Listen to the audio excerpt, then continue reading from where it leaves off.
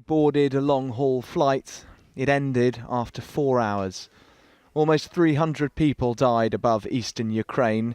These are a few of them. I'd just like to say thank you to all those people who helped supporting me with the expedition taking place.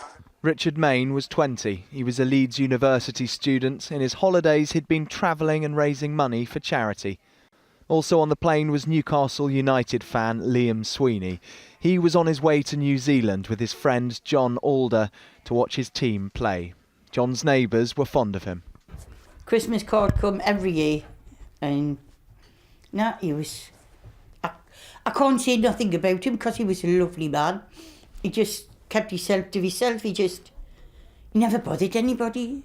The club said this afternoon, it's with great sadness that we learn today the tragic news of the deaths of John Alder and Liam Sweeney, two of the club's most loyal supporters. John was a lifelong supporter and a familiar sight in the stands for almost half a century, having barely missed a single game in that time. Glen Thomas was on board too. He was a journalist who'd gone on to work for the World Health Organization, one of many passengers on his way to an AIDS conference.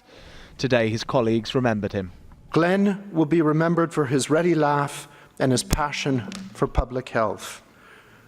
He will be greatly missed by those who had the opportunity to know him and work with him. Student Ben Pocock was heading to Australia too. The fifth British passenger to be named was 20.